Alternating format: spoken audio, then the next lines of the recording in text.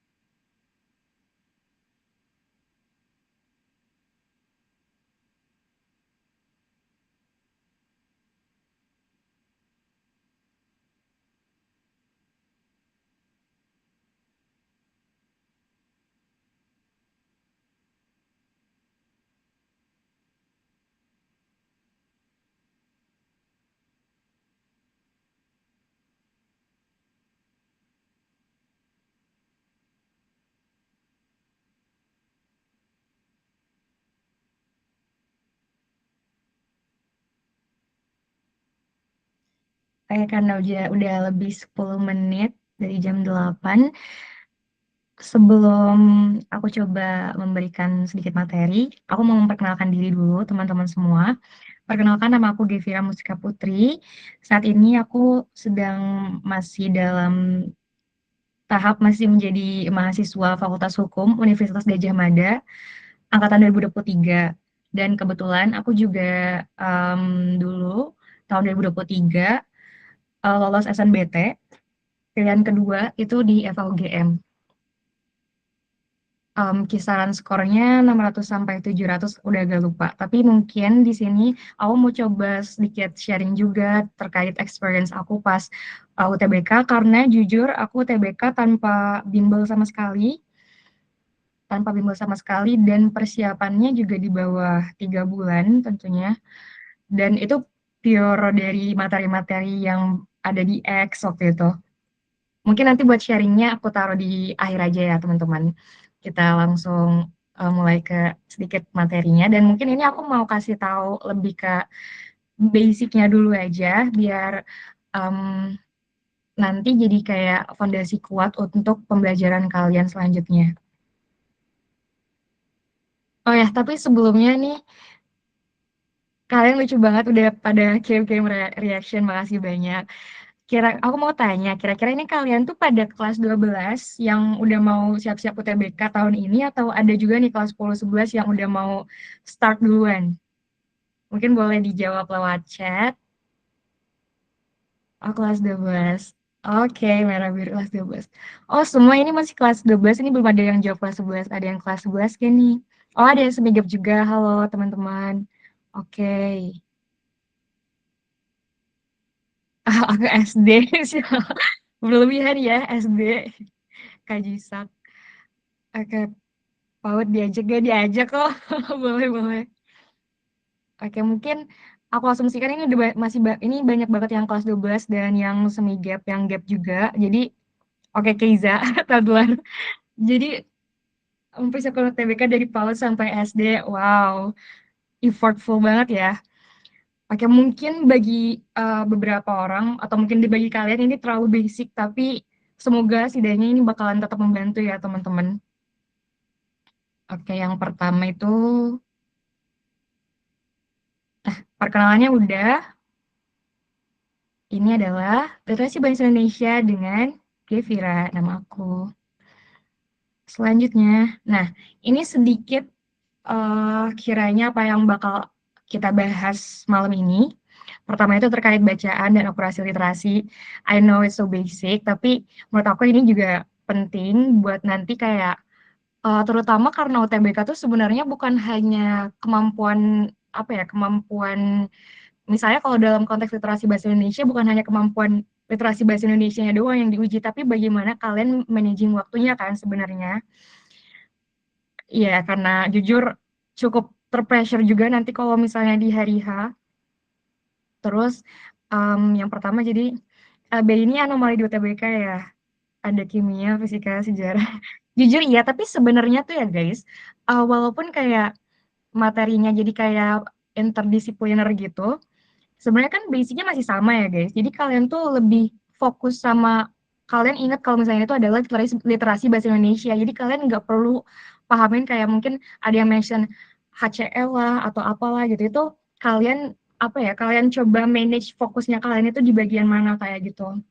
Karena ini literasi bahasa Indonesia, jadi kalian fokusnya di bagian literasi bahasa Indonesia aja. Kira-kira di literasi bahasa Indonesia tuh apa sih yang dicari tuh? Apa sih yang jadi titik fokusnya kayak gitu. Ada yang bilang soal tahun ini ada kimianya, aku yang buat dosen ITB, gak tahu udah Taufik. Guys, jujur, ini sorry banget ini agak terdistraksi, tapi kalau misalnya kayak, aku tahu di X tuh banyak kayak apa seliwuran-seliwuran, guys katanya gini, katanya gitu. Menurut aku ya guys, untuk apa ya, agar kalian siap mental, kalian nggak usah pedulin kayak gitu deh, sumpah. Soalnya nanti takutnya kalian malah jadi kayak nervous sendiri dan nanti malah kayak kalian gak fokus. Iya, jangan betul, betul Yuta ini betul, tweet Yuta betul. Jangan sampai terpengaruh kalian kayak fokus aja sama suksesnya gitu. Gak usah fokus sama kayak misalnya ini nih yang paling banyak diomongin tuh misalnya kalau misal sorry kebanyakan ngomong misalnya ya. Kalau kalian dapat waktu di hari pertama UTBK itu pasti bakalan susah banget soalnya atau gimana. Nah itu salah kalau soalnya aku kebetulan waktu itu dapat hari pertama dan waktu paling awal juga dan it went good soalnya kayak ya udah kayak gitu aja dan buktinya juga aku lolos jadi nggak semua hal yang mereka yang seliweran tuh bisa bener jadi mendingan kalian gak usah dengerin sekalian soalnya kan kalian nggak tahu juga faktanya. Tapi emang kemarin aku baca LBI ekonomi ya sih pusing karena bacaannya dan angka-angkanya, tapi sebenarnya gampang kalau bisa nge-scan teksnya. Nah betul, nanti aku bakal dibahas. Jadi maksud aku tuh kalian fokus ke konteks literasi bahasa Indonesianya, bukan ke bagian kayak entah ekonomi, kimia, atau matematika. Dan kalian perlu perlu tanemin ini kuat-kuat soalnya aku gak pengen kayak kalian ntar baca satu soal terus kalian ngeliat ada mention kimia atau ada kayak mention matematika sedikit terus kalian langsung kayak wah apa nih terus nanti kalian fokusnya jadi buyar. Nah itu bener-bener apa ya itu bener-bener penting soalnya kayak aku bilang tadi kalau misalnya UTBK itu kan manage waktu juga. Nah sebenarnya yang LBI kimia itu bukan kayak iya sebenarnya bisa tahu nama unsurnya cuma itu kalian yang perlu diketahui itu adalah cara penulisan kapitalnya gak sih? Itu lebih ke cara penulisan kapitalnya dan itu yang perlu kalian pahami bukan kayak kalian harus hafalin seluruh unsur kimianya sebenarnya. mau nambahin kalau dapat highlight lagi tuh jangan termakan sama bocoran soal bener banget, ini sorry banget, nanti abis ini kita lanjut abis ini. Tapi dulu aku habis UTBK aku langsung off Twitter kebetulan. Soalnya kayak ya udah aja sih gitu. Soalnya bener-bener banyak seliweran entah kayak soal yang bocor lah atau kayak gimana. Menurut aku sih kalian kayak fokus aja sama diri kalian sendiri dan biarin aja yang lain itu mau ngomong apa kayak gimana gitu. Itu yang terbaik buat mental health kalian guys, trust me. Oke, yang pertama itu kita pahami bacaannya, akurasi literasi dan sebagainya. Lalu yang kedua itu terkait ejaan bahasa Indonesia yang aku sangat suka. Terus yang ketiga nanti aku bakal sharing terkait SNBT experience aku dulu. Mungkin nggak akan terlalu relate karena udah 3 tahun yang lalu atau 2 tahun yang lalu, tapi semoga tetap masih bisa diambil pembelajaran-pembelajarannya ya. Oke, wait. Nah, yang aku mention dari tadi, literasi bahasa Indonesia, menurut aku yang fundamental banget tentunya adalah membaca. Jadi, meskipun ini bukan dalam konteks UTBK ya, kalau misalnya berkaitan sama literasi bahasa Indonesia, entah kalian mungkin tes UKBI, kalau misalnya kalian tahu tes UKBI atau tes yang lainnya, tentunya dalam hal berkaitan sama literasi bahasa Indonesia tuh kalian harus membaca teks kan. Rahma tutorial nge-scanning teks. Oke Regina gak apa-apa banget, aman aman aman. Nanti kalau misalnya mau tanyain langsung tanyain aja. Nanti tadi Rahma aku bakal kayak mention itu juga nanti. Nah, yang awal itu kan membaca. Seperti yang aku bilang beberapa kali sebelumnya adalah jangan lupa untuk pahami konteks bacaannya. Jadi, aku nggak tahu ini struggle-nya aku doang atau mungkin kalian juga ya, tapi ada nggak sih masa di mana kalian misalnya baca teks nih, tapi di tengah-tengah kalian tiba-tiba kayak buyar, lupa kalian tuh lagi baca. Kalian tuh lagi baca, lagi ngapain sih gitu. Misalnya kalian memang udah baca dari awal sampai akhir, tapi kalian nggak nangkep kalian tuh ngebaca apa. Nah, sering apa gitu. Nah, betul kan? Ini sebenarnya apa ya? Berarti ini adalah hal wajar yang memang jadi experience banyak orang, termasuk kayak sebenarnya baca novel biasa juga bisa terjadi hal tersebut.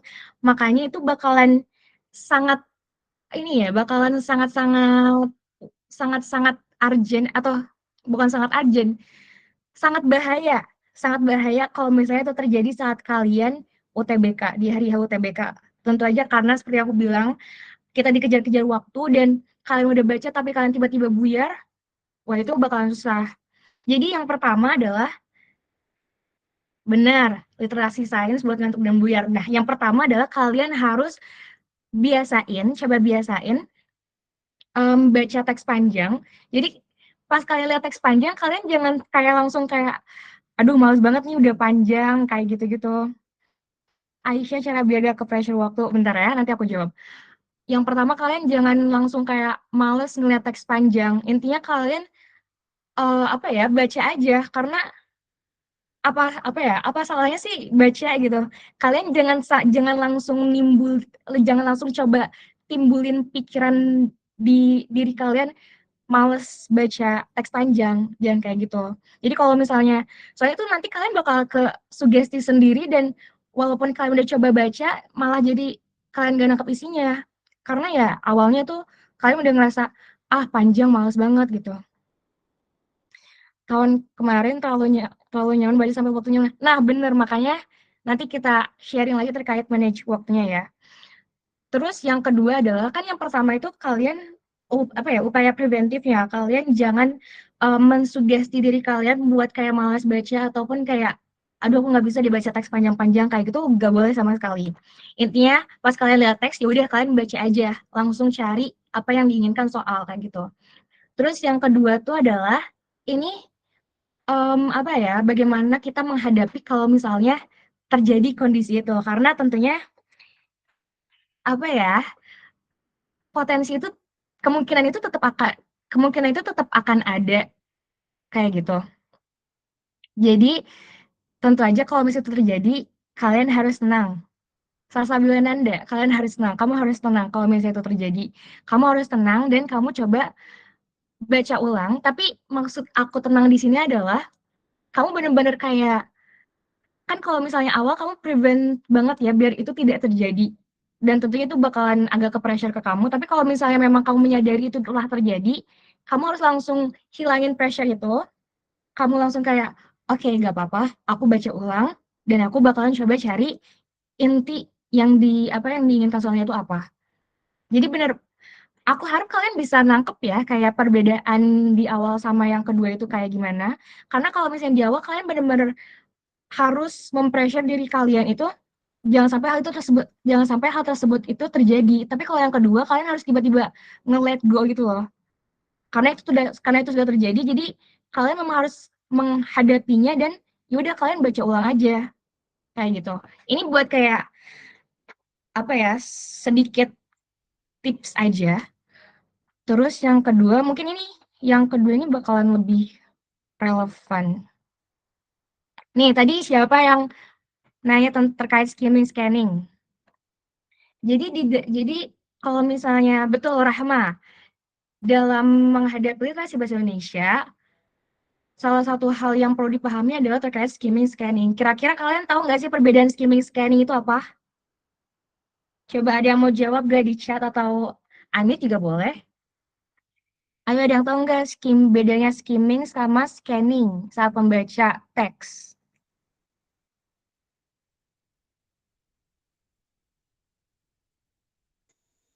Kak, skimming itu apa ya Kak? Kayak membaca cepat. Terus kalau scanning itu menyoroti topik-topik yang penting gitu nggak Kak?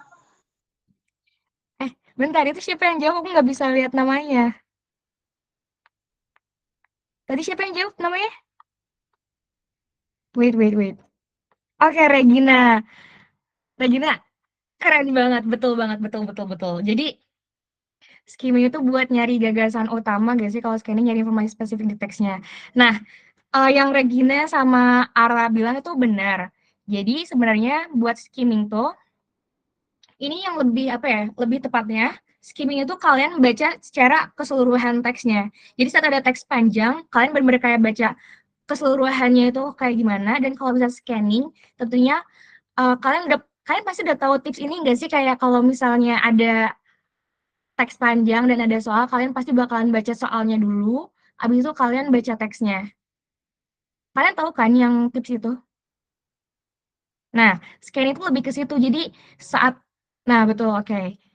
Good, good, good, good, pada tahu. Jadi saat kalian mencoba mencari jawaban dari suatu soal secara spesifik, kalian otomatis bakal melakukan scanning ke soalnya. Tapi kalau misalnya yang kata Ara, buat nyari gagasan utama, itu kalian pasti bakalan baca keseluruhan kan, dan itu adalah berarti kalian melakukan skimming. Keren guys. Kalian udah pada tahu nih. Nah, ini sorry, langsung ke contoh soal. Boleh dong kalian coba baca dan coba jawab. Aku yakin sih kalian udah pasti bisa ya. Coba kalian baca dulu teks ini. Ini kita nggak usah pakai kayak dikejar-kejar waktu. Kalian chill aja di sini. Kalian chill dulu aja, terus jangan dulu ada yang kirim jawaban ya guys. Kalian baca dulu. Nanti kalau misalnya aku udah bilang, ayo kirim jawabannya, baru kalian pada kirim jawaban. Oke? Sekarang boleh baca dulu 2 menit deh.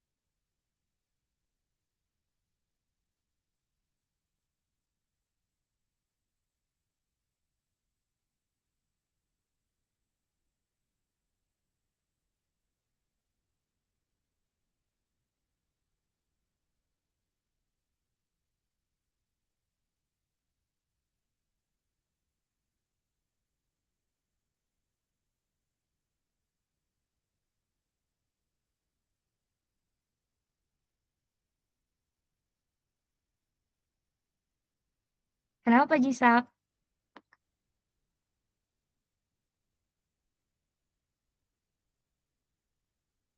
Ini kalian baca dulu ya.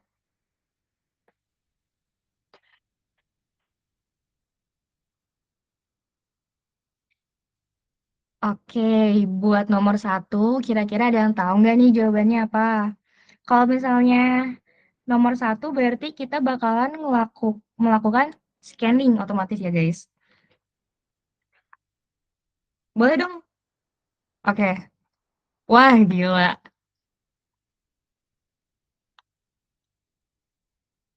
Sumpah, sumpah, sumpah. Nah, sebelum aku bilang bener atau enggaknya, kalian ada yang mau kasih tahu nggak kira-kira alasan jawabannya itu kenapa? Kenapa kalian pilih jawaban itu? Jisak mau jawab ya, Jisak? Jisak, Zahirul, Keiza. Ada yang mau jawab tidak? Lewat chat juga boleh. Ah, Keiza. Keiza sama Zahirul boleh nanti Keiza dulu ya. Mana Keiza? Jawabanku yang B soalnya di teksnya udah kelihatan banget di paragraf ketiga. Yang selain itu Sandiaga menyebut bahwa ancaman resesi hingga perlambatan ekonomi pada tahun depan juga turut jadi pertimbangan guna mengantisipasi upaya supaya tidak memengaruhi kunjungan wisatawan ke Labuan Bajo. Gitu. Oke, nah bentar, kita hold dulu. Buat Zahirul tadi Zahirul mau jawab coba. Boleh kasih tahu reasoning dari Zahirul gimana? Kurang lebih jawabannya sama sih Kak. Jawabannya yang ada di paragraf ketiga tadi. Yang Oke. menurut kata dari Sandiaga tadi.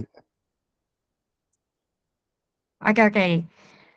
Aku lihat chat kalian juga mostly ini semuanya pada jawab B dan berarti wah, udah bener sih guys. Kalian berarti udah paham banget nih caranya scanning dan bener juga itu bisa secara eksplisit itu terlihat di paragraf ketiga khususnya karena di sini ada menyatakan terkait ancaman resesi dan benar juga tadi kalau nggak salah Rahma mention nggak sih terkait ada keywords serupa itu. Nah itu benar juga karena pencarian keywords itu bikin kita lebih apa ya lebih cepat ya cara nemu jawabannya. Oke, good. Berarti kalian menurut aku sih udah mastering scanning ya. Mungkin karena kamu udah sering latihan TO juga nggak sih? Keren-keren. Selanjutnya, nomor 2 langsung aja ya, nomor 2 jawab. Coba di oke, Ara langsung jawab. Udah mabuk teh. Oke, oke, oke, bentar. Oke, ini udah pada jawab. D, kira-kira ada yang mau kasih tahu reasoningnya lagi nggak guys? Unmute, unmute. Yang mau kasih tahu reasoning buat nomor 2 sebelum sebelum kita move ke pertanyaan lain.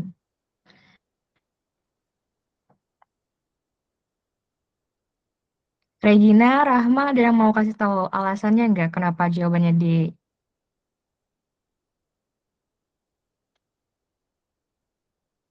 Maksudnya sebenarnya walaupun kayak ini logically, oh merah biru, oke. Selain merah biru ada yang mau kasih another reasoningnya lagi nggak? Another reasoning.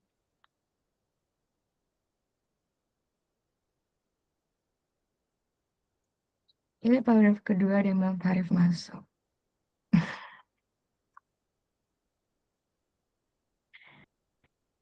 Selain Rahma dan merah biru 234, ada yang mau jawab lagi reasoningnya nggak? Mungkin ada yang punya alasan lain nggak kira-kira dari teman-teman sekalian?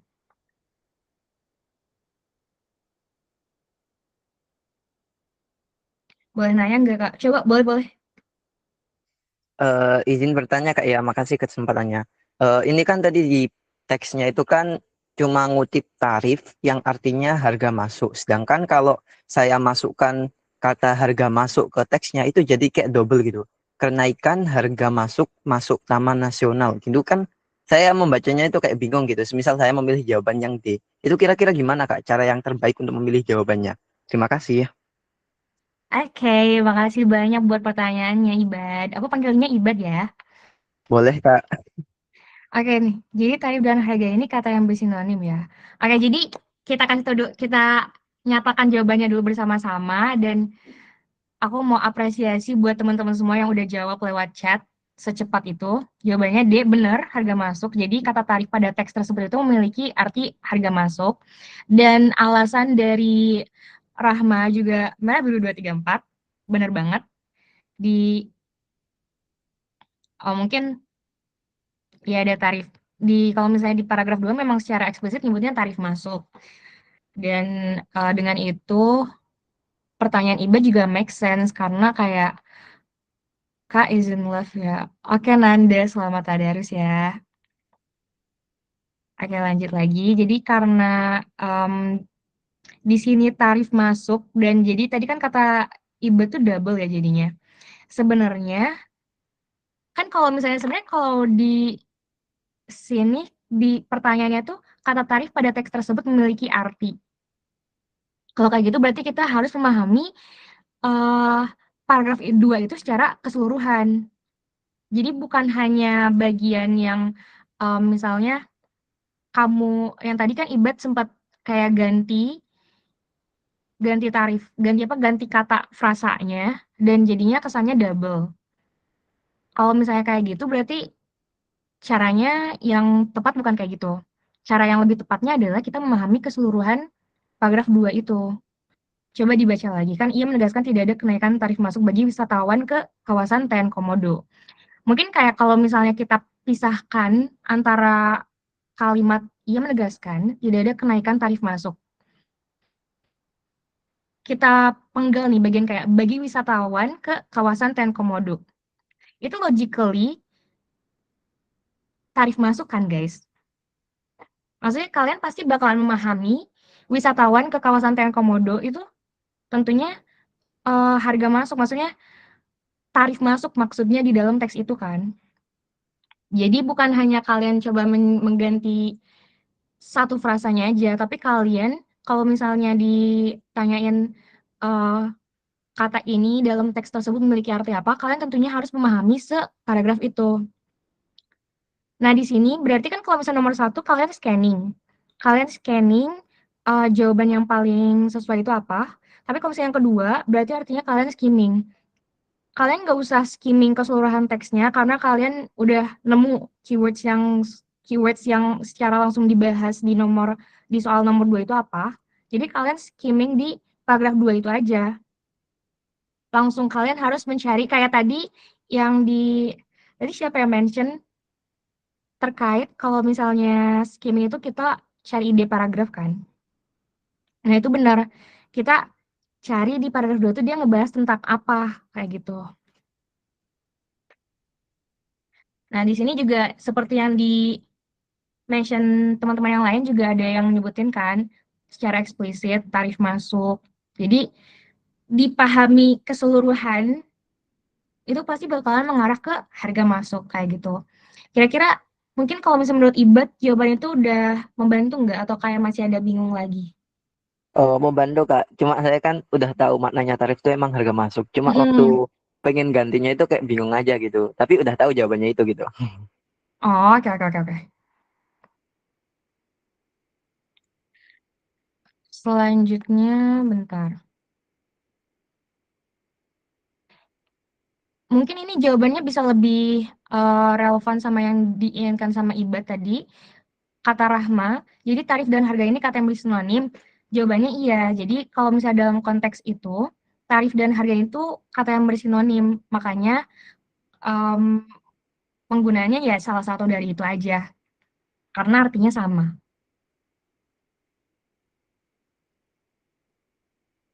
Oke, selanjutnya. Lupa ini jawabannya tadi. Nah, ini sebenarnya teksnya nggak terlalu panjang. Tapi coba kalian baca skimming dulu. Ayo kita baca skimming.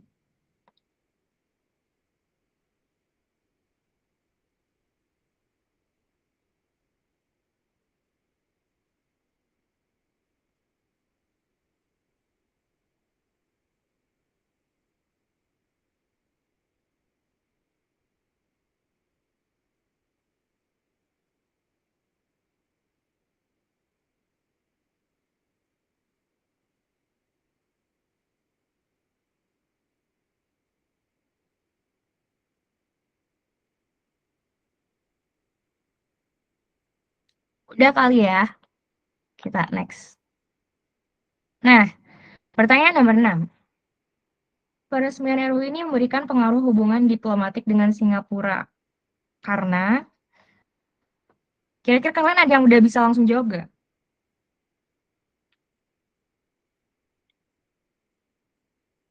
Kalau misalnya tadi dari skim gitu. Oke, kita tunggu teman-teman yang lain jawab.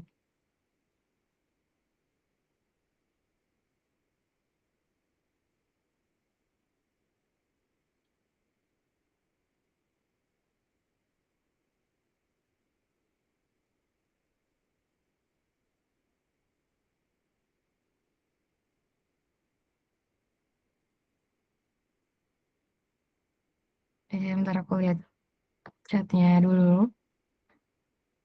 Mana ya chatnya?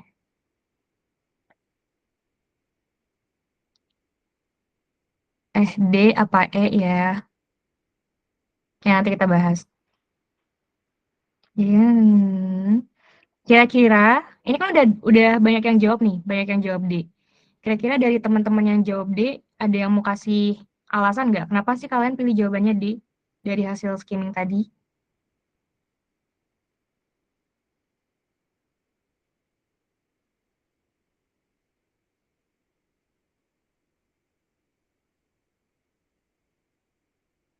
Jujur agak kecepatan, Kak. Ini skimmingnya ya? Eh, sorry, maksudnya aku ngomongnya atau gimana?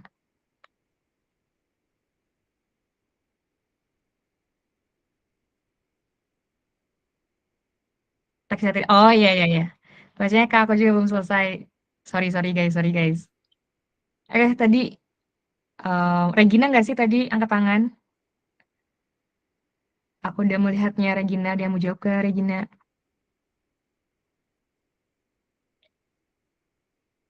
Tujuh, bentar, Ibad belum, kita nomor 6 dulu Ibad. Regina tunjukkan secara, ayo Regina. Regina, kamu mau jawab gak reasoning kamu kenapa pilih D?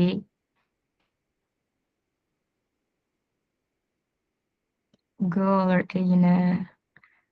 Iya betul, Ibad, Oke, Kak. wait. Oke, silakan. Oke, sorry baru jawab ya. Karena ini kan pertanyaannya menanyakan tentang hubungan diplomatik. Nah, di opsi D itu dijelaskan tentang hubungan bilateral, sehingga kedua kata tersebut itu kan berhubungan ya. Ya kayak hampir mirip sinonim, jadi aku pilihnya yang D. Oke, ada yang mau kasih another reasoning nggak selain Regina? Yang beda sama alasannya Regina?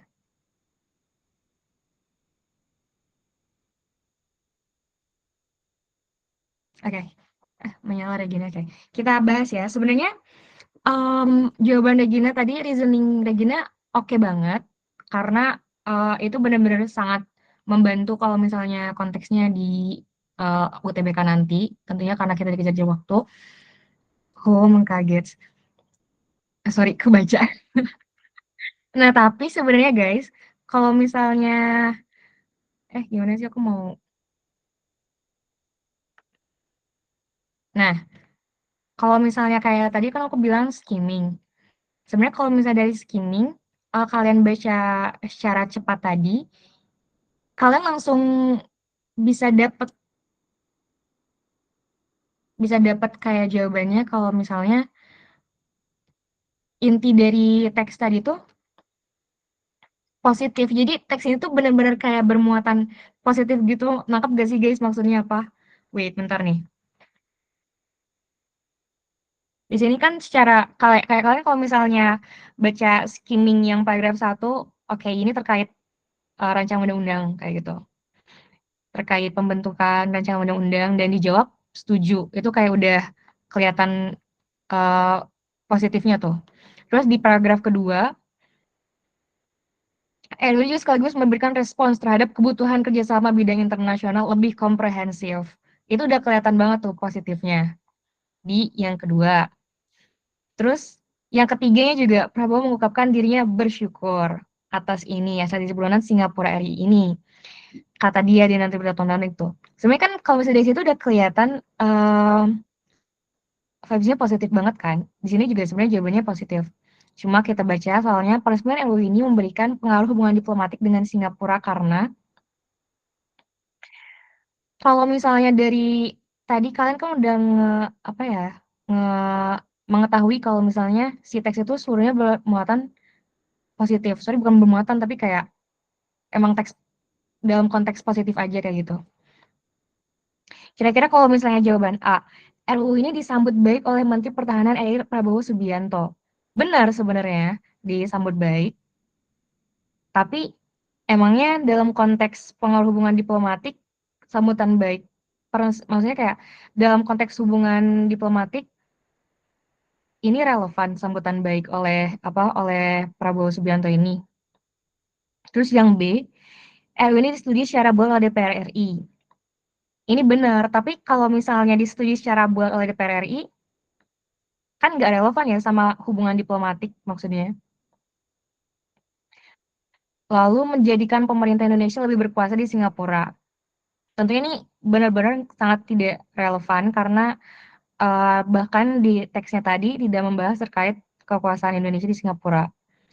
Nah, yang D dapat mempererat hubungan bilateral RI Singapura. Ini tentunya lebih make sense karena teks tadi secara khusus membahas terkait hubungan diplomatik itu. Dan uh, relevan juga sebenarnya disebutin sama Regina tadi, antara keywords hubungan bilateral dan hubungan diplomatik itu ada relevansinya gitu guys. Cuma yang mau aku tekanin adalah kalian perlu pahamin juga konteks tiap paragrafnya itu kayak gimana gitu. Hmm, oh, nya ketinggalan. Pemerintah Singapura dapat mengekstradisi narapidana yang kabur ke Indonesia. Eh, iya, ini nggak relevan banget, guys. Pemerintah Singapura dapat mengekstradisi narapidana yang kabur ke Indonesia. Itu nggak relevan karena bahkan di teks itu nggak dibahas terkait hal tersebut. Tapi berdasarkan cara kita menjawab soal tadi, yang pertama kalian berarti harus tetap melakukan skimming. Lalu yang kedua, kalian juga bisa memadukan jawaban kalian dengan seperti reasoningnya Regina, yang kalian secara khusus melihat keywords yang relevan. Kayak gitu. Kira-kira aman gak guys? Nangkep gak guys penjelasannya? Oke, cool. Nah, selanjutnya mungkin Ibad tadi udah nggak sabar. Kita jawab nomor 7. Boleh guys, langsung send jawaban kalian.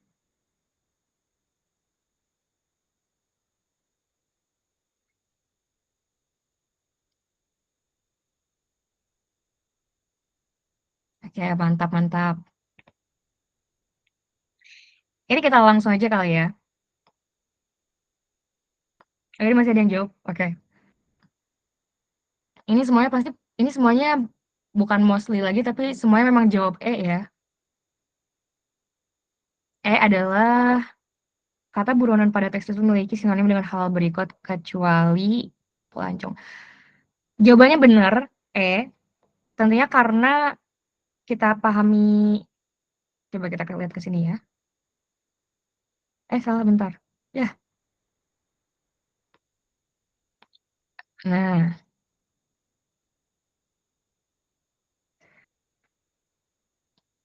oke, di sini ada nih ekstradisi buronan sebagai undang-undang.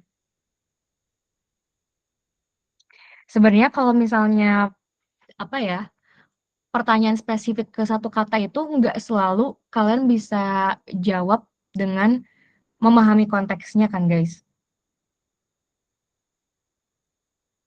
Kayak sebenarnya kalau misalnya apa ya, secara dasarnya, kalau misalnya jawab soal kayak gini, tentunya kalian tetap harus pahami konteksnya juga kan, konteks bacanya itu kayak gimana.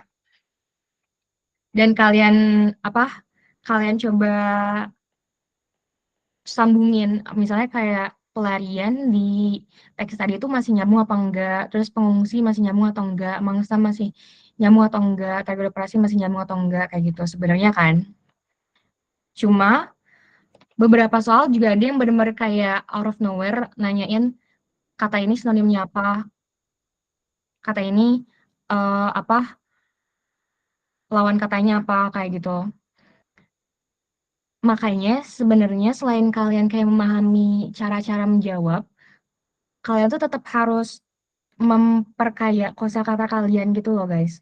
Jadi makanya aku bilang kalian tetap harus, coba biasain banyak baca, terus baca apa, cari banyak kosakata baru dan tentunya kalau misalnya cek-cek kata kayak gini, kalian bisa cek KBBI. Bentar lagi ada yang, eee, wait,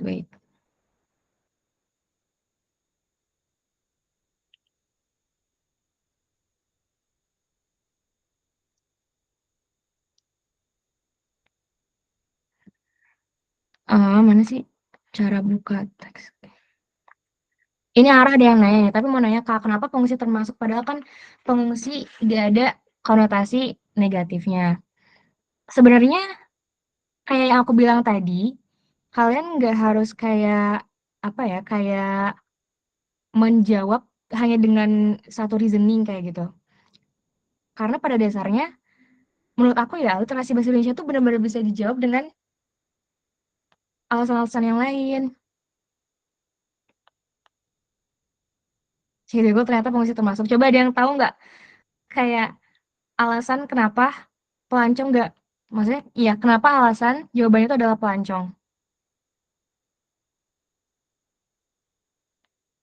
Oke, sebenarnya kalian kalau misalnya cek KBBI, itu bisa apa, diketahui kalau misalnya pelancong tuh bener-bener beda konteksnya sama yang lain,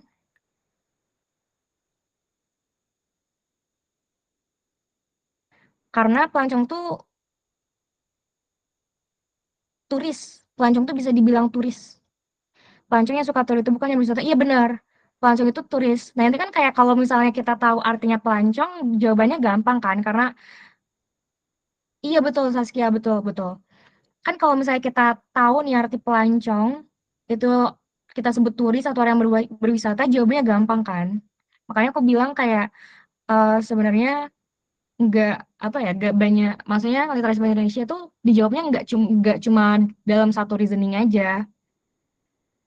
Kalian tentunya bisa jawab pakai beberapa cara gitu, yang, menurut kalian memang sesuai dengan soalnya, dengan konteks soalnya kayak gitu.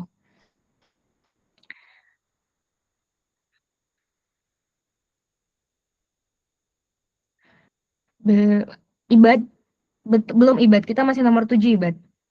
Entar aku lupa mau ngomong apa lagi.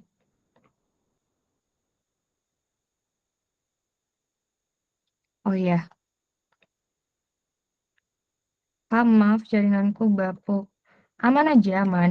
Kamu kalau misalnya mau tanya, langsung chat aja.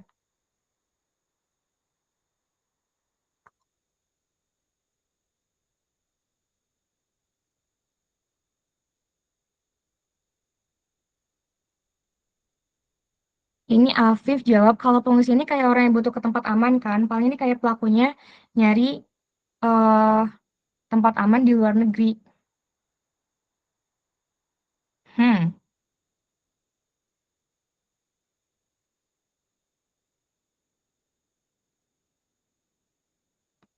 betul, make sense. Tapi sebenarnya kenapa pengungsi termasuk, apa ya, cukup sinonim dengan buronan, karena bentar, coba kita lihat yang lebih reasonable.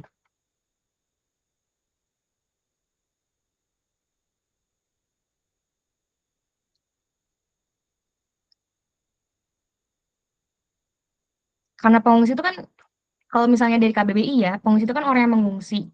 Kita bisa mengetahui kalau misalnya buronan bukan pengungsi yang ilegal sih sebenarnya.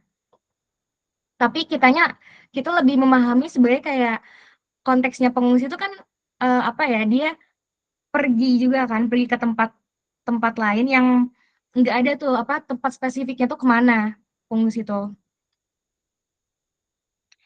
Eee, Bentar, sebelumnya kita pahami kalau misalnya pengungsi itu adalah orang yang mengungsi. Nah, dalam konteks dalam konteks sebagai pengungsi, orang yang mengungsi itu tuh seringkali enggak menargetkan suatu tempat spesifik, beda sama kayak misalnya pelancong. Pelancong kan orang berwisata, turis, dia kan kayak langsung, oke dia mau ke tempat A, dia mau ke tempat B, kayak gitu kan. Tapi kalau misalnya pengungsi beda. Seperti yang dibilang sama Afif juga, dia kan butuh ke tempat aman. Nah, tempat aman kan sebenarnya nggak bisa selalu ditetapkan dari awal, misalnya dia A, B, C. Jadi konteksnya beda sama yang pelancong. Tapi buronan bukan pengungsi yang ilegal, bukan. Kalau misalnya kita cari, ya di sini nggak ada definisinya ya. Mungkin nanti kalian coba baca-baca lagi terkait keywords itu, tapi buronan itu bukan pengungsi yang ilegal setahu. Nah, selanjutnya ke nomor 8. Kalian mau baca ulang lagi atau mau langsung jawab? Kira-kira. Ibad sih tadi udah send jawaban ya.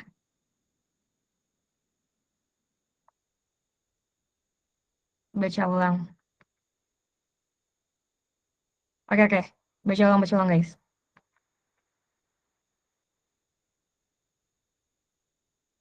Silakan dibaca.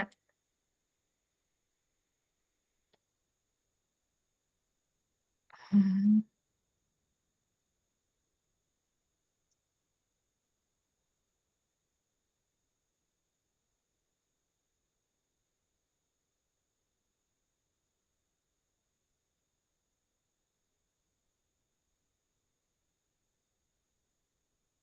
Sampai 8.54 ya guys. 1 menit lagi.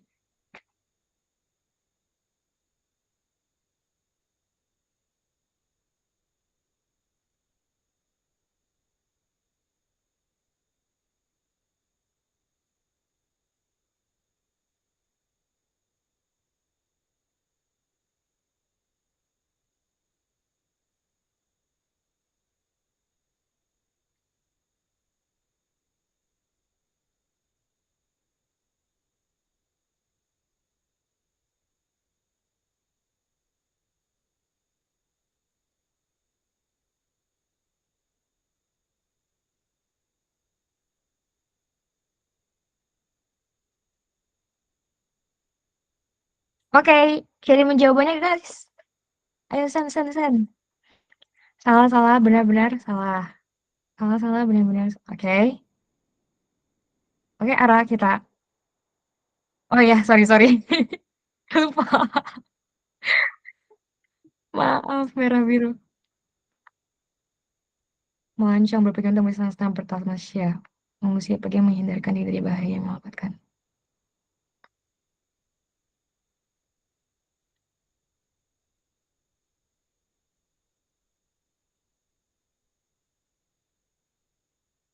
Bes, bes, bes, bes. Kalian kayak jadi minion tau gak sih? Jawab bes, bes, bes, bes. Wah, yang ini jawabannya beda-beda nih guys. Seru nih. Oke, bentar kita hold dulu. Jawaban ada yang masih mau kirim jawaban lagi nggak? Ya lagi cosplay minion, benar. Salah-salah, benar-benar salah.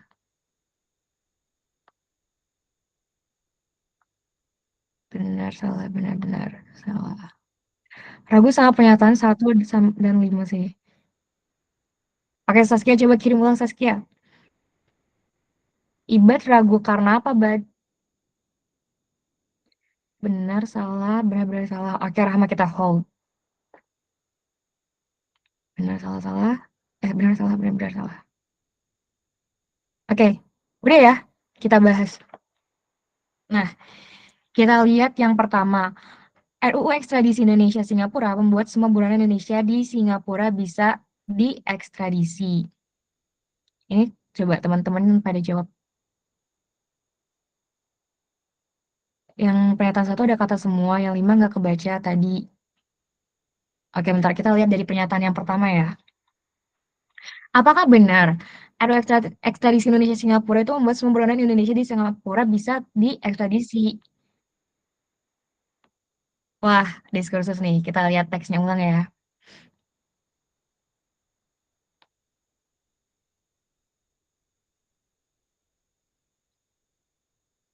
Oke, mmm, sebenarnya berarti yang bikin kalian bingung di pernyataan pertama tuh sebenarnya kayak apakah bener semua maksudnya apakah semuanya memang bisa terekstradisi atau enggak gitu kan. Nah sebenarnya ini tuh bisa dipahami, gak ada yang menyebutkan juga kan ya Kak. Bentar guys, bentar nih aku coba cari keyword-nya mana ya.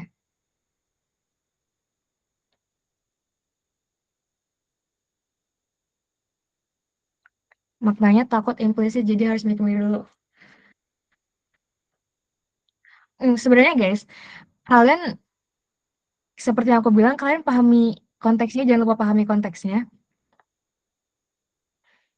Betul kan tulis coba sebelumnya Ara mau jawab gak relevansi kalimat RUU ini mempererat hubungan bilateral kedua negara sama jawaban pernyataan satu kayak gimana?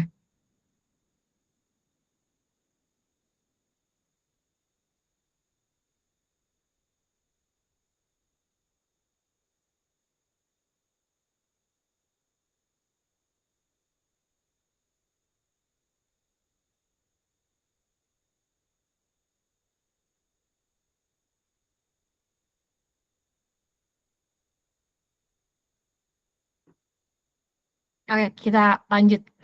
Ara, Ara, Ara, kamu masih di sini nggak, Ra?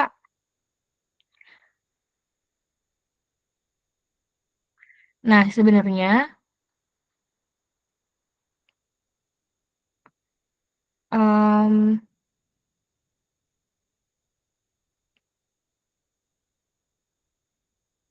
oke kita lanjut ya.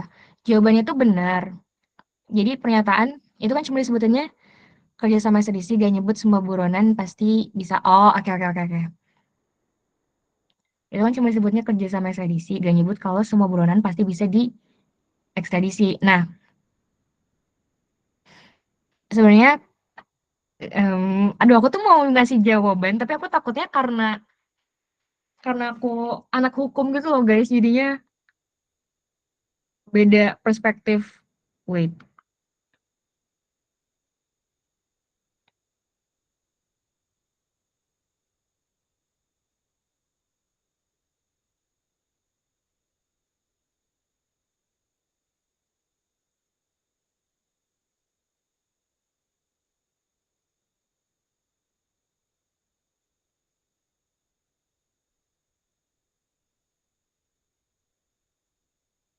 Hmm, oke ini aku coba kasih jawaban dari aku ya guys. Tapi kalau misalnya kayak menurut kalian ini apa ini kurang ini terlalu kayak bias jawabannya kalian kabarin kalian informasiin aja.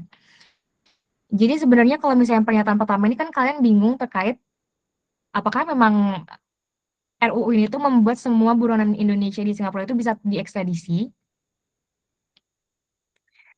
Jawabannya tuh benar karena kan rancangan rancangan undang-undang tuh maksudnya di sini kan udah dibahas terkait RUU ekstradisi Indonesia Singapura. Jadi walaupun tidak disebutkan secara eksplisit semua rancangan undang-undang ataupun rancangan undang-undang tentunya kan apa bisa berlaku bagi seluruh warga negara Indonesia. Bagi maksudnya kayak dalam lingkup yang sangat luas.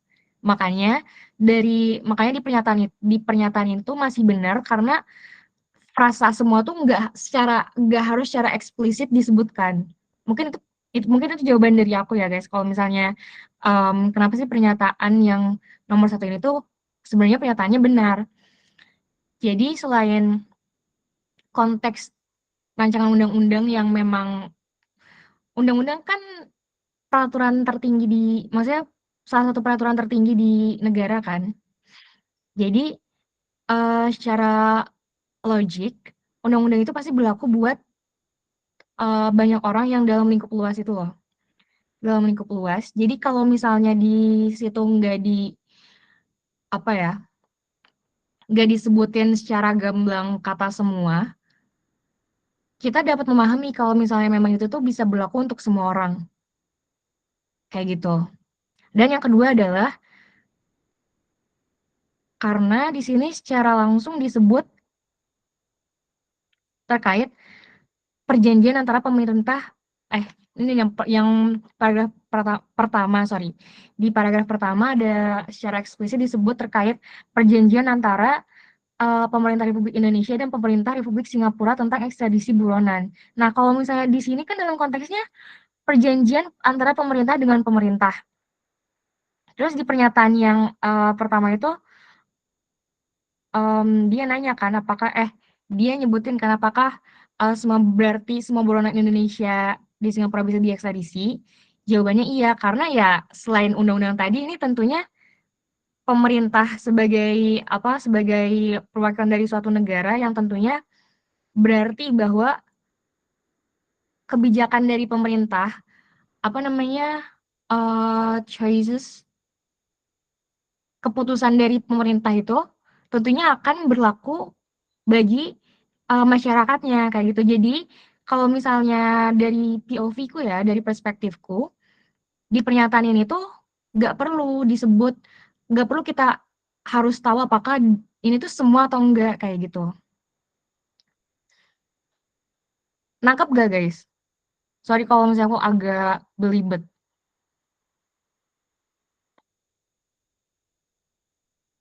Oke, nice.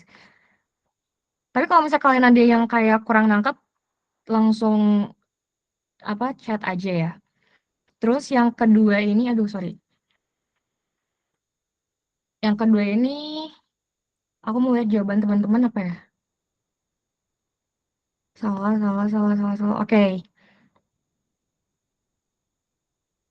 Oke. Maksudnya kalian jawabnya salah ya. RUU ekstradisi, maksudnya jawaban pernyataan salah ya, bukan jawabannya salah. RUU ekstradisi membuat hubungan Indonesia dan Singapura memburuk. Pernyataannya salah, benar. Pernyataannya salah tentunya, karena dari awal juga kita dari skimming, dari scanning semuanya di soal sebelumnya kita baca kalau misalnya ini adalah teks yang positif. Jadi pernyataan kedua ini kita bisa langsung tahu jawabannya dari hasil skimming ya guys. Karena selain karena dari hasil skimming harusnya kita bisa lihat juga dia tuh sebenarnya disebutin secara eksplisit di paragraf kedua terkait mempererat hubungan bilateral. Jadi tentunya kalau misalnya semakin memburuk kan itu benar-benar berlawanan ya. Jadi tentunya salah. Good job guys. Terus yang ketiga ada yang jawab benar, ada yang jawab Oke, mostly jawabannya pada jawab pernyataan ini benar. Dibutuhkan perjanjian resmi antara pemerintah Indonesia dan Singapura untuk melakukan ekstradisi. Jawabannya benar kalau misalnya gimana ya, Moy? Iya, jawabannya benar kalau misalnya kalian pilih benar. Karena pernyataan tersebut benar karena tanpa perjanjian ekstradisi di paragraf pertama itu, main ID paragraf pertama, suatu negara itu memang nggak bisa menangkap buronannya di luar negeri kayak gitu. Itu kalau misalnya nggak ada perjanjian ya ketentuan itu nggak akan bisa berlaku. Itu ada di bagian paragraf awal. Terus pernyataan keempat. Oke, jawabannya pada pilih pernyataan itu benar. Perkembangan diplomasi untuk melakukan perjanjian ekstradisi Indonesia dan Singapura telah berjalan hampir 15 tahun.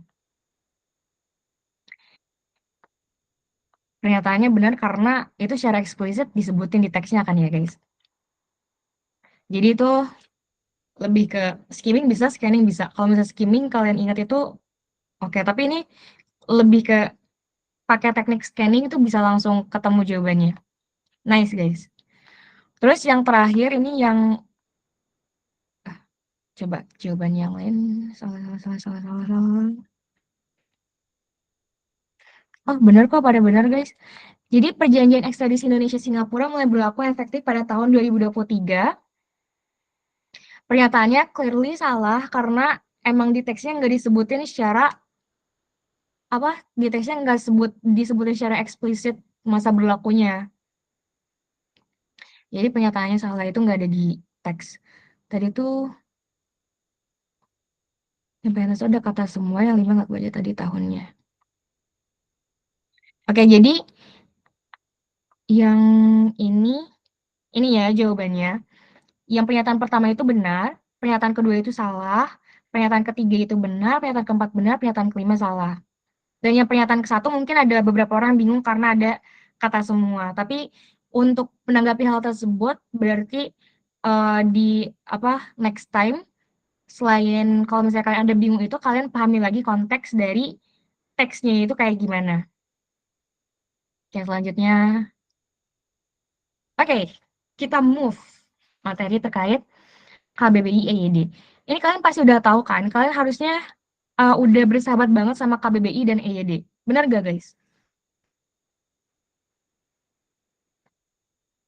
Jadi biasakan juga kayak kalian misalnya lagi entah main cinta, bener. Kalian harus banget bersahabat sama KBBI dan EYD ini. Jadi biasain kalau misalnya kalian lagi belajar, website KBBI dan EYD itu udah siap-siap terbuka deh kayak gitu. Nah, tapi kalau misalnya kalian udah bersahabat, main-main aku. Oke, cool. Nah, kira-kira kalian ada yang tahu bedanya KBBI dan EYD itu untuk apa nggak? Kayak misalnya KBBI spesifik tuh buat apa sih? EYD itu spesifik buat apa sih? Kalian ngecek apa sih ke KBBI? Kalian ngecek apa sih ke EYD kayak gitu? Kira-kira ada yang udah paham nggak perbedaannya itu gimana? Aku assuming sih kalian udah pada tahu ya, banyak yang tahu maksudnya. Tapi kira-kira ada yang mau kayak sharing nggak? Yang kalian pahami kayak gimana gitu?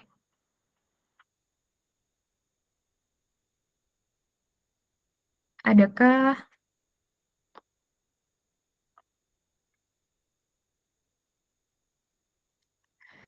kalau KBBI lebih ke katanya baku apa enggak sama arti sinonim or antonim. Kalau EYD apa? Merbir. Oke, good answer.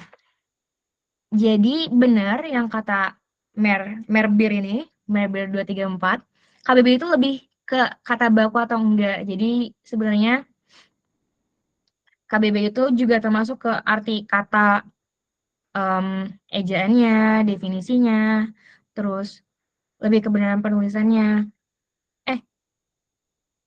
KBBI ejaan. KBBI itu ejaan, EYD ke benaran penulisan. Terbalik. Terbalik, Saskia. It's okay. Jadi kalau misalnya di KBBI itu lebih ke arti katanya apa, kayak misalnya tadi buronan, arti kata buronan tuh apa, kayak gitu. Terus penulisan buronan tuh kayak gimana, kata baku buronannya kayak gimana. Terus kalau misalnya EYD itu pedoman penulisannya, jadi benar ke kebenaran penulisannya, kata Saskia. Itu tapi itu konteksnya buat EYD ya, termasuk tanda komanya, huruf kapitalnya. Misalnya kayak, oh ini nih, di sini ada contohnya harusnya. Nah ini nih, coba aku mau tanya dulu, kira-kira ini udah baku semua belum? Atau ada yang salah?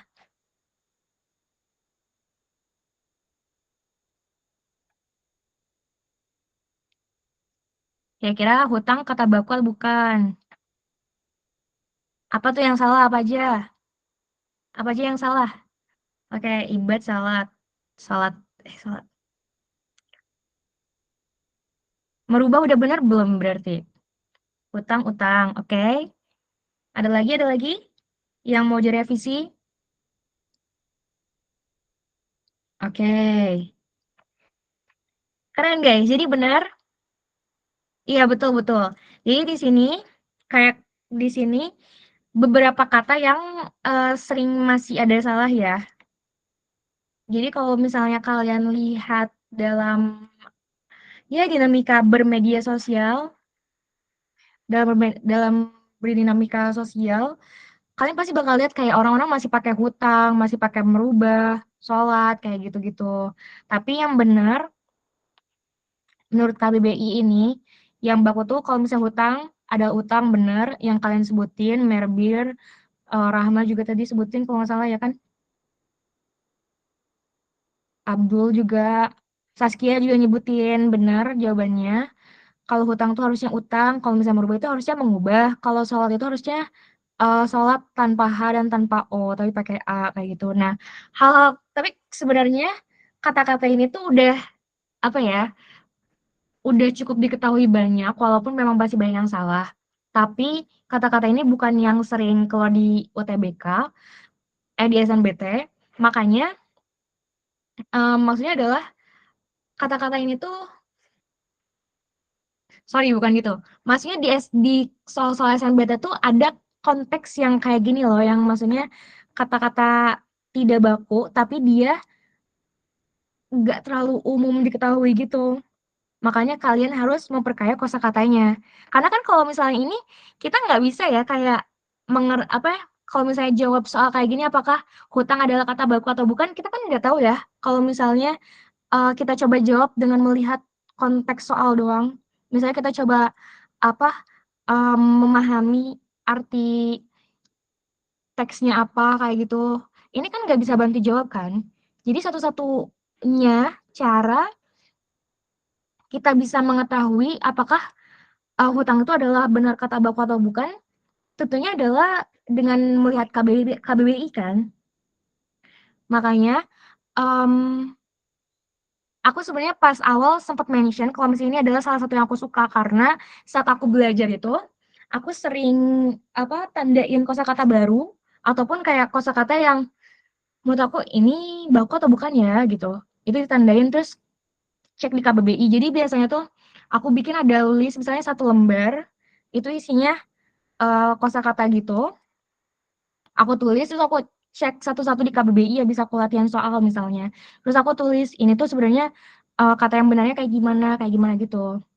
Coba menurut kalian, kalian setuju nggak kalau misalnya, cara mengetahui kata baku ini tentunya adalah dengan kita mengetahuinya, kita mengetahui kalau misalnya itu baku atau bukan. Kita nggak bisa kan kita ngelihat konteks soal atau konteks memahami bacaan. Kalian setuju nggak dengan pernyataan itu?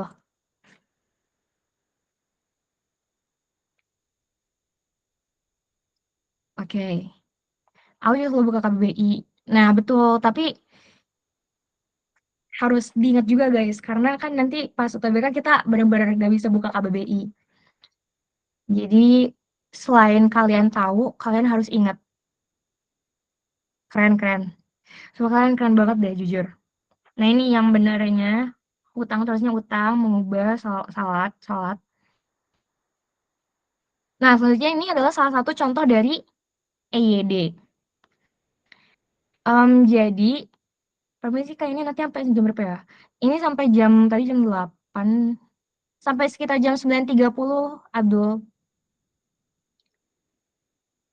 Ini materi terakhir, nanti habis, apa, udah selesai EYD ini nanti aku bakalan, sharing experience aja sih, sharing experience sama kalian kalau misalnya mau tanya-tanya juga boleh. Jadi buat EYD ini seperti yang aku bilang sebelumnya, kalau misalnya EYD itu lebih ke struktur kalimatnya, penulisannya kayak gimana, tanda komanya kayak gimana, dan ini salah satunya. Menurut aku ini adalah hal yang, tidak diketahui oleh semua orang. Jadi kalau misalnya kalian buka website EYD, pasti kamu udah tahu kan, di situ ada kayak, apa, list topiknya itu apa. Nah, menurut aku sih kalian harus baca satu-satu. Ini kan waktunya masih cukup banyak ya. Jadi kalian baca satu-satu, kalian pahami dan kalian harus ingat.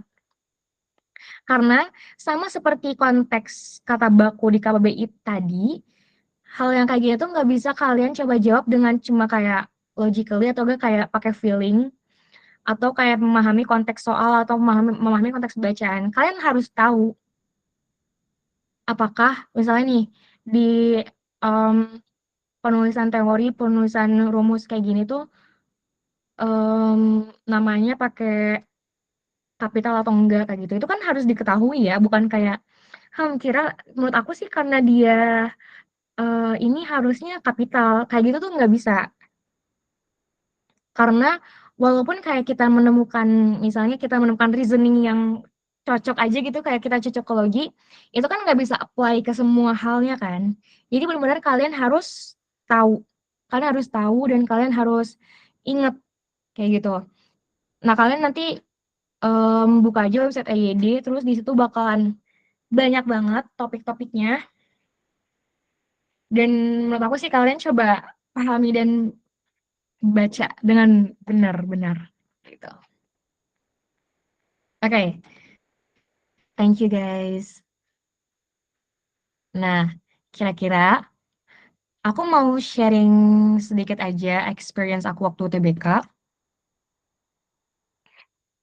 Jadi kebetulan aku tuh bener-bener menguatkan diri di bagian LBI sama LBE kebetulan karena aku nggak suka PKPM.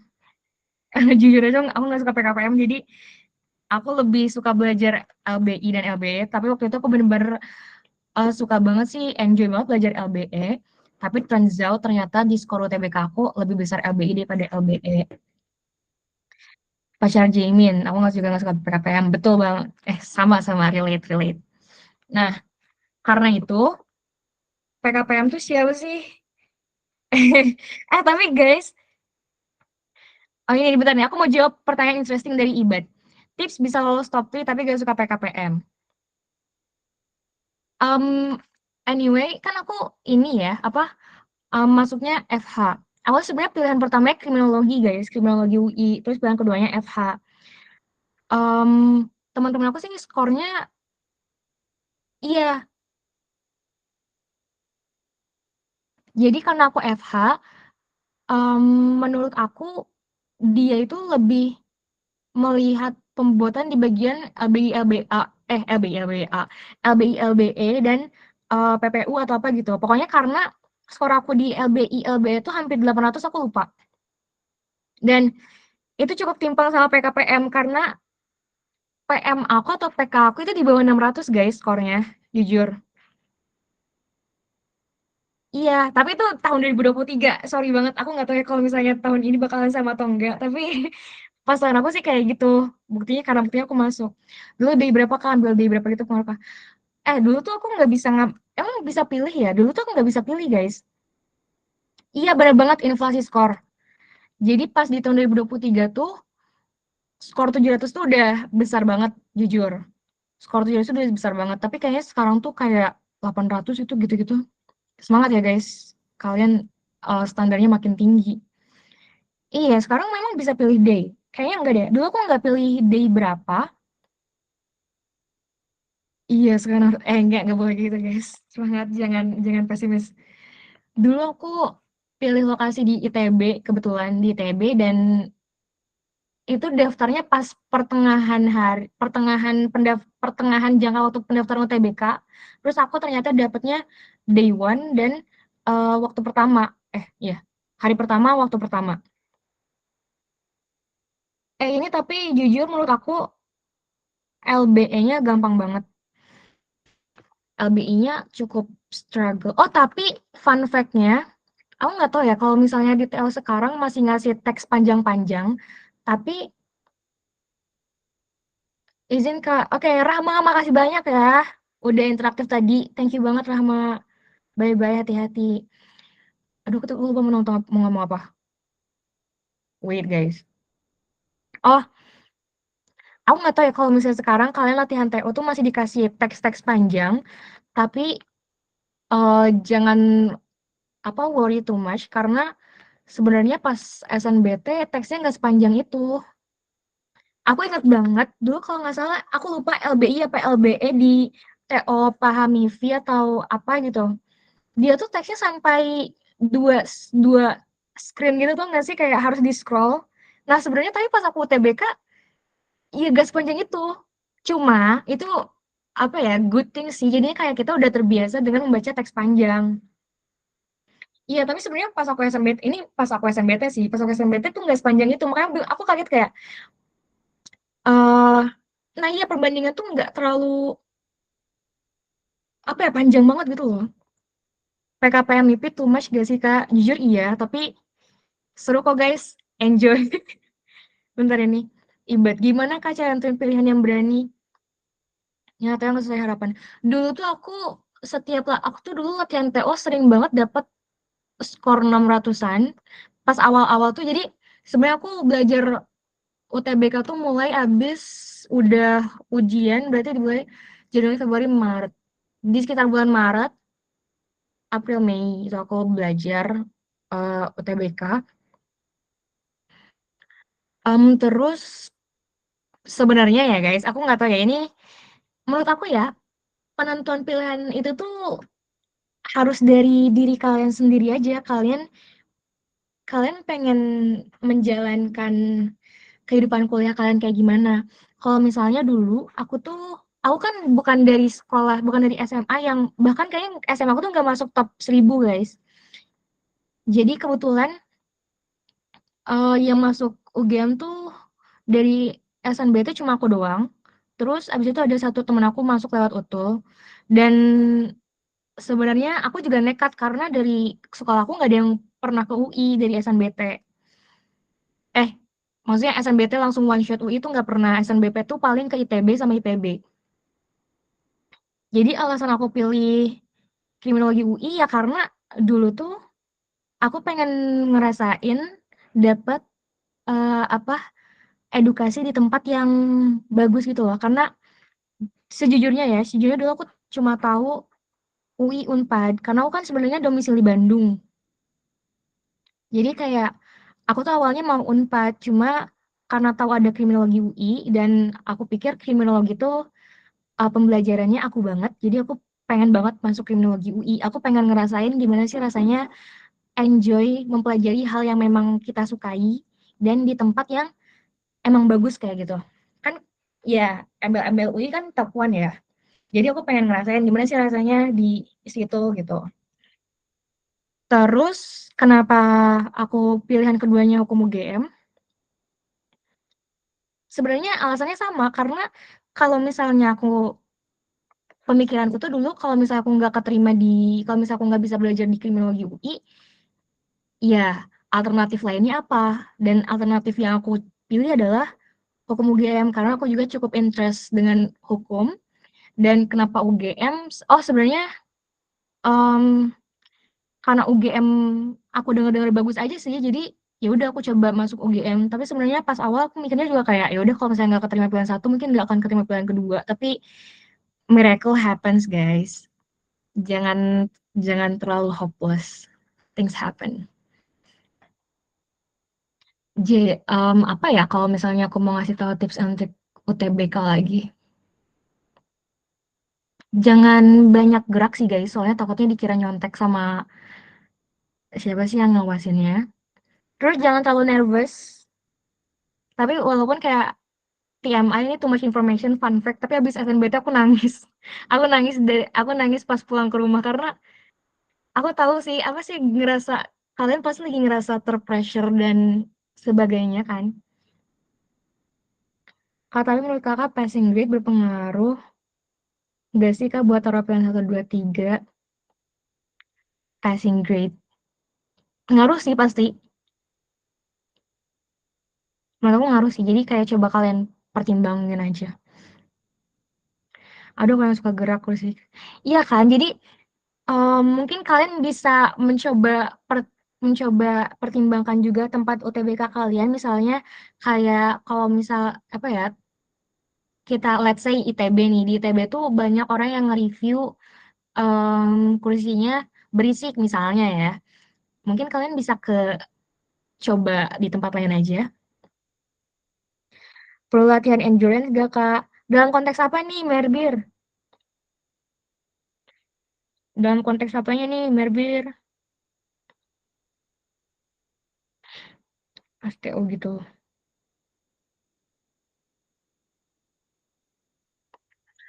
Hmm, bener aku masih belum belum nangkep endurance pas TU itu kayak gimana. Boleh coba ini nggak jelasin dikit?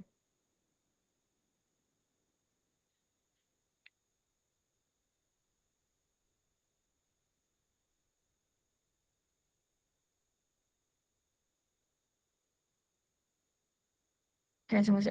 Oh, oke. Iya, tapi nggak setiap saat kayak kalian taruhlah mungkin sebulan sekali. Tapi udah mau deket ya. Tapi jujur enggak guys, berlebihan guys 3 jam nonstop. Maksudnya kan berlebihan di ruang dingin enggak. Sebenarnya tapi aku nggak tahu sih apa ya, eee, setiap orang kan beda-beda ya, aku nggak tahu, tapi memang waktu itu dingin banget, ya dingin tapi nggak sedingin itu, kayak kalian masih bisa fokus kok. Tapi kalau kalau misalnya kalian pengen nyobain, ya nggak apa-apa, cobain aja. Itu kan bagus juga sih kalau misalnya kalian bisa nyobain simulasinya, di kalian ya bisa antisipasi kira-kira 3 jam nonstop kalian mules atau gimana gitu. Oh, boleh aja sih guys, tapi sebenarnya ya, kalian oh gini ya, iya kalian memang pasti nggak sih kalian bakalan ini, bakalan latihan ngerjain subtes dari satu subtes, 1, kedua, ketiga, 4, 5. Harus sih, kalian harus cobain latihan kayak gitu, kayak misalnya abis subtes A, kalian kerjain subtes B, terus habis itu kerjain subtes C, kayak gitu. Cuma, dulu aku lupa sih aku latihan kayak gitu apa enggak, cuma pas UTBK aku nggak terlalu ngerasain gimana-gimana, aku nggak terlalu ngerasain kayak, "Wah ini 3 jam lama banget," atau enggak kayak, "Ini terlalu dingin banget." Aku nggak ngerasain kayak gitu karena aku emang, apa ya, terlalu fokus sama soalnya kayak gitu. Jadi mungkin ya kalian nggak usah terlalu worry too much. Nanti penutupan pakai bahasa Jawa, Kak. Aduh, sejujurnya aku tidak bisa bahasa Jawa lagi, Bad. Kakak mau nanya, Kakak kan belajarnya secara mandiri. Kalau misalnya Kakak lagi ngerasa demotivasi buat belajar, Kakak lakuin apa ya? Wah, good question. Tapi jujur, dulu tuh,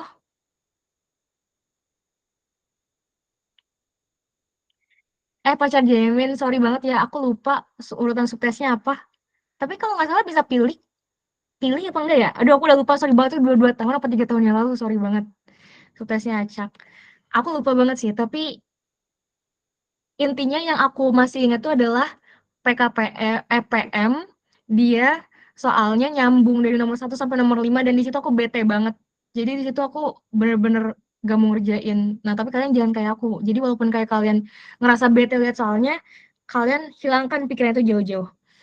BTW tadi yang demotivasi. Aku kalau misalnya demotivasi, aku lebih kayak apa ya? Dulu sih aku kayak nonton anime, nonton drakor kayak gitu-gitu.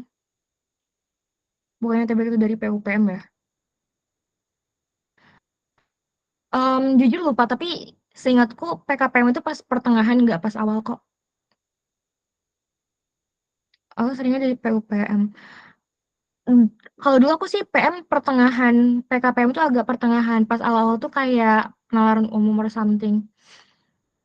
Jadi kalau misalnya demotivasi aku lebih kayak ya udah aku rest seharian misalnya atau enggak kayak apa ya, ini mirip sama yang dibaca yang aku baru baca banget di novel, aduh novel apa sih lupa namanya. Kalian tahu nggak sih Atomic Habits? Itu kayak novel bestseller banget. Di situ dikasih tahu gimana kita bisa kayak dapat kebiasaan bagus. Salah satunya adalah saat kalian sudah menyelesaikan sesuatu yang menurut kalian capek, misalnya kayak kalian habis belajar subtes A nih. Nah, kalian harus kasih rewards ke diri kalian, tapi bukan dalam konteks kayak self reward terus-terusan yang kayak makan atau minum kayak gimana. Sebatas kayak kalian misalnya scroll TikTok, itu tuh bisa kalian apa pahami sebagai reward dari, apa yang kalian lakukan, kayak gitu. Oke Regina, makasih banyak ya, dari 2 bab besar literasi sama listening. Terima kasih Ibad, terima kasih Ibad informasinya. Teman-teman bisa melihat ini. Oke, wait, aku mau ngomong apa ya? Terima kasih banyak Regina, semoga apa yang aku jelasin tadi cukup helpful ya buat kamu nanti. Kira-kira dari teman-teman ada yang mau ditanya lagi nggak? Soalnya ini udah 9.30, nanti kalian nggak bisa tidur cepet lagi. Jadi nggak semua orang sama ya suksesnya. Iya, beda-beda. Kamu kalau tahu kan PKPM masih lama banget, mending nekat ambil teknik top 10 tahun ini apa rasanya ambil pemberantasan yang dari PKPM? Hmm, kalau misalnya aku jadi kamu, ini kan dari apa yang aku pahami, Ara, kamu memang mau teknik kan? Kalau misalnya aku jadi kamu, tentu aku bakalan tetap nekat ngambil teknik top 10 dan selagi memperkuat PKPM aku. Tapi kalau misalnya kayak kamu ngerasa nggak harus teknik banget juga nggak apa-apa, terus kamu nggak masalah ke yang lain, itu juga nggak apa-apa kamu pursue itu. Cuma kalau misalnya dari situasi kamu, aku bakalan kayak tetap ngambil teknik, tapi pilihan kedua ketiganya itu pembuatan yang nggak ada PKPM-nya misalnya kayak gitu.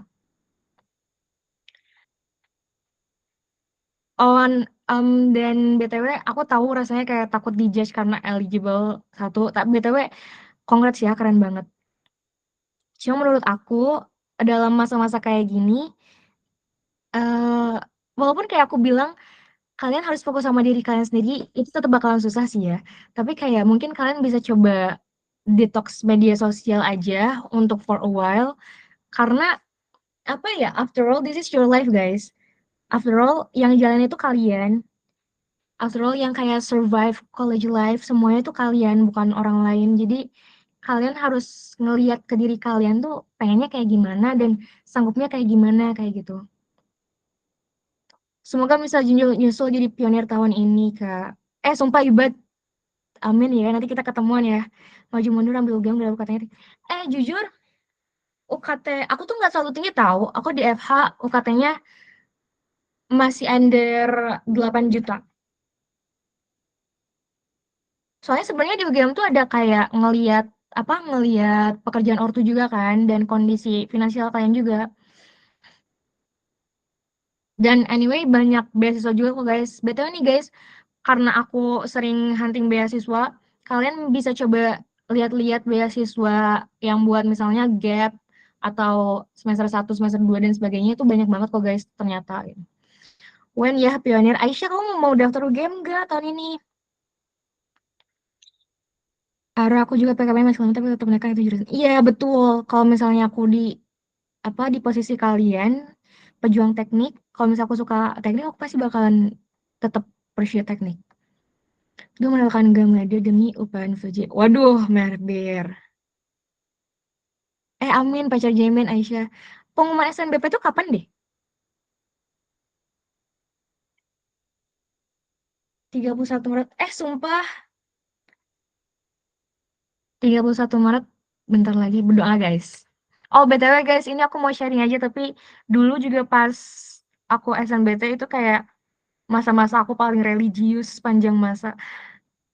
Jadi menurut aku kenapa aku bisa masuk sini juga salah satunya pasti karena jalur langit. Kalian juga jangan lupa banyak berdoa ya guys. 23 daftar UTBK. Semangat guys, aku doain yang terbaik buat kalian. Spill jalur langit Kak. Dulu apa ya?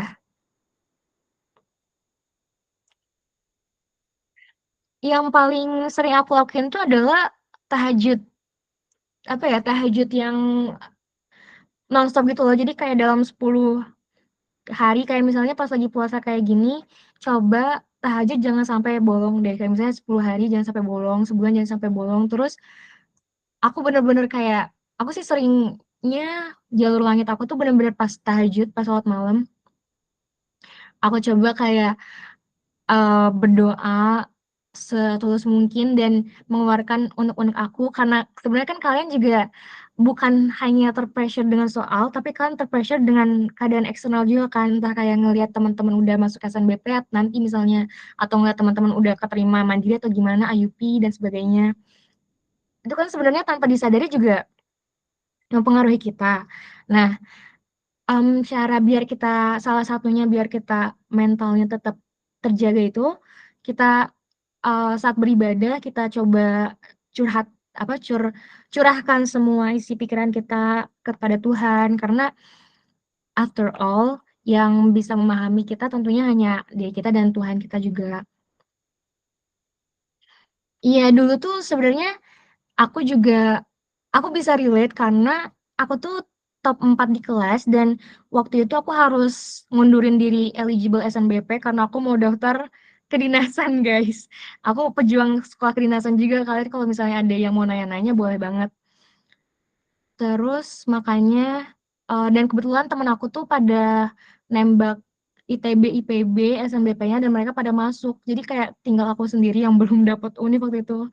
Jadi aku bisa relate tapi pada akhirnya semua itu udah terlampaui kok guys. Semuanya bakalan lampaui, it'll pass anyway. Dan ya Kak, semoga kita bisa masuk, amin amin ya rabbal alamin. Iya. Nah, tapi walaupun kayak sekarang itu jadi masa-masa religius kalian, jangan sampai nanti kalian malah kayak tiba-tiba apa beda lagi, kelupaan lagi gitu. Kedinasan kotanya dikurangin, UKT top 10 banyak yang mahal, kotanya beberapa dikurangin. Iya, tapi anyway, ibarat kalau misalnya kamu masih pengen nyoba kedinasan, menurut aku coba aja. Soalnya jujur, ini aku sharing sedikit aja ya guys. Dulu aku apa tes kedinasan sama tes UTBK itu tanpa bimbel sama sekali kan. Tapi alhamdulillahnya sekolah kedinasan aku lolos sampai tahap akhir walaupun emang nggak lolos kedinasannya, tapi sampai seleksi akhir, seleksi pusat, terus UTBK juga alhamdulillahnya lolos. Jadi menurut aku di masa-masa ini tuh adalah masa-masa kalian bisa mengambil kesempatan kalian gitu loh. Iya, jadi kayak kalau misalnya kalian pengen nyoba sekolah kedinasan, ya cobalah daftar, gak apa-apa walaupun capek. Tapi itu bakalan jadi experience juga buat kalian. Kalau misalnya kalian mau daftar SNBT ke jurusan yang kalian benar-benar pengenin, daftarlah. Karena ini kesempatan kalian tuh pas saat ini guys gitu. Jadi nanti pas kalian belajar, jangan hanya merasa memikirkan capeknya, tapi pikirkan juga kalau misalnya hal ini tuh bakal terlewati dan kalian pasti bisa melewatinya guys. Oh BTW kita foto dulu. Kalian ada mau open cam nggak? Foto bareng sama aku. Guys, on cam dong. Biasanya kan on cam gak sih? Sorry nggak bisa on cam. Sedih banget merah biru padahal aku pengen tahu banget wujudmu. Kameraku buka. Ah, nggak apa-apa kali. Bentar aku mau hentikan presentasi. Anyway guys, makasih banyak ya udah datang malam ini. Dan aku adalah calon nurse Kak. Amin ya Allah, terima kasih. Terima kasih. Amin ya Allah, amin amin ya rabbal alamin. Terima kasih banyak udah datang kelas ini. Semoga pengetahuan basic aku tadi itu bisa setidaknya membantu kalian. Lihat, thank you udah on cam. Teman-teman yang lain ada yang mau on cam nggak? Thank you Kak atas ilmunya. Ya, semoga aku bisa berkesempatan lagi buat sharing-sharing ke kalian lagi juga. Selain materi-materi, kalian kalau misalnya mau tanya-tanya juga boleh. Mungkin makasih banyak ya guys sekali lagi. Oke, ini kita mau sesi foto bersama. Kalian ada yang mau on cam lagi nggak nih? Aku tungguin.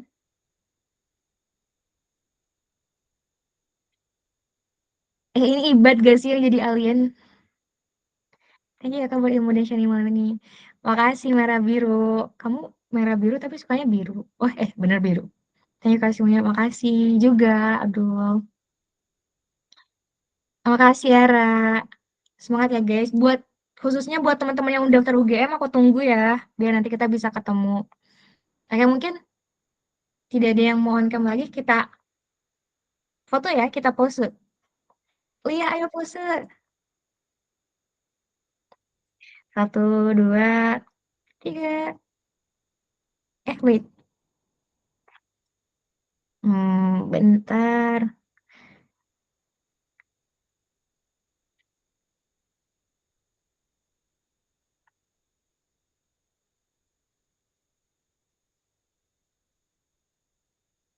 Afif, kenapa kamu ini angkat tangan?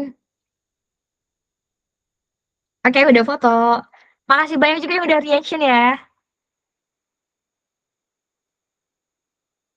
Wait. Tadi itu kecek klik. Oke. Makasih banyak ya. Amin amin. Semoga yang mau daftar UGM keterima. Nanti kita ketemu ya. Yang mau daftar Univ Impian juga semoga keterima semuanya. Aku doain. Amin ya rabbal alamin. Jangan lupa ibadahnya guys. Jangan lupa effortnya juga. Kalian boleh leave guys. Makasih banyak ya. Thank you juga Kak Haden. Makasih banyak guys. Thank you Ara. Semangat Ara.